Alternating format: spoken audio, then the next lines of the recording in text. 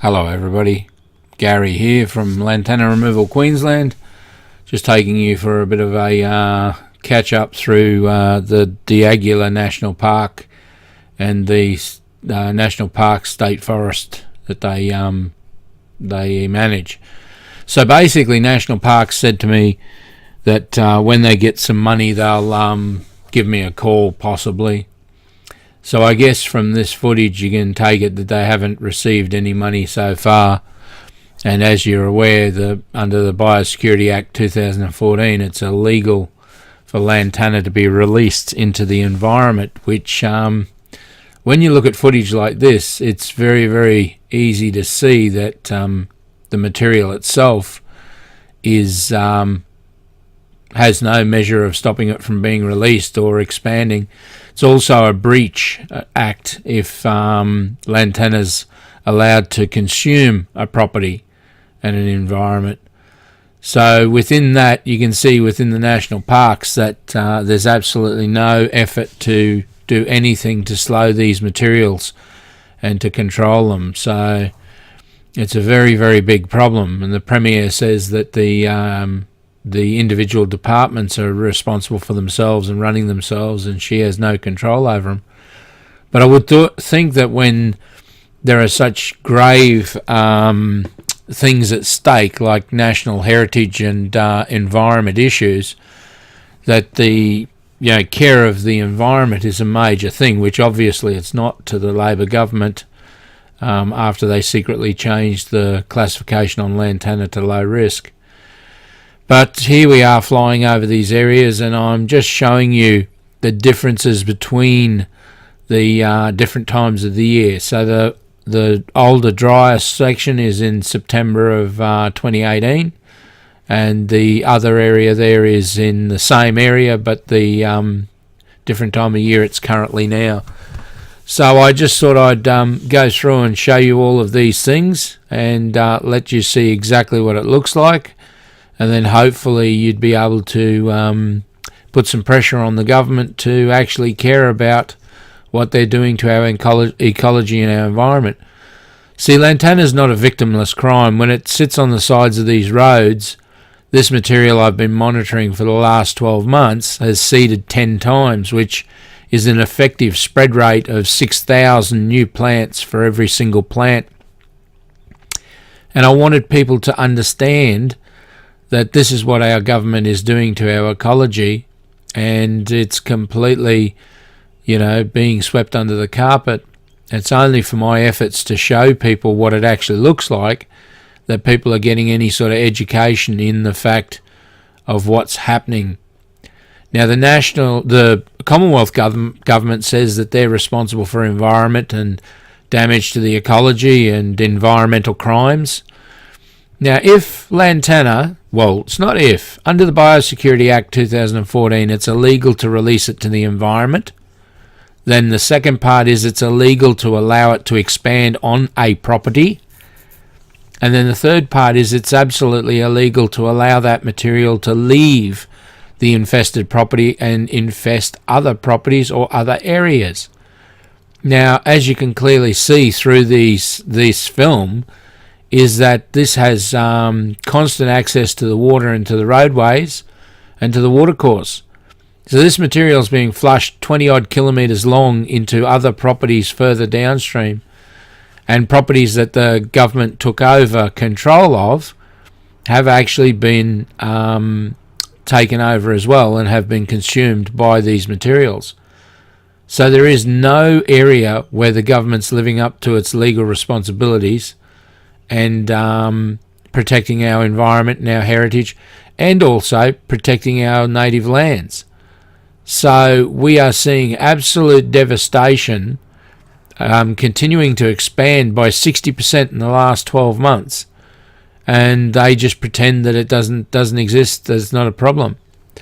So from the councils on through, this corruption and this hiding these issues has caused an explosion in Lantana, and the fact of the lack of knowledge in relation to understanding the spread rates, the effect of allowing this material to grow on the sides of roads, even though their own manuals explain that you cannot allow this material to get access to water, because every time it gets 25 millimeters of water, it reseeds and seeds again.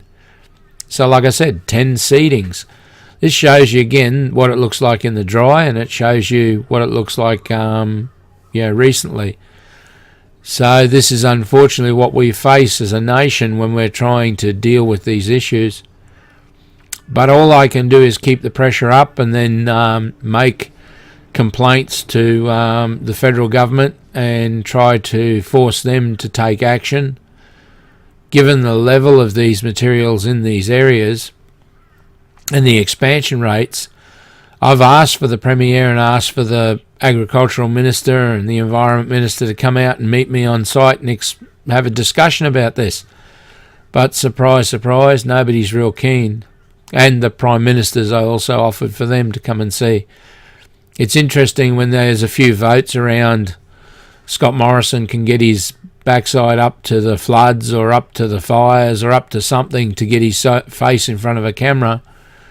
But ecological disaster like this at 14 million hectares this year, and by the end of the year, in the beginning of 2020, it'll be 20 million hectares and a price tag of $250 billion.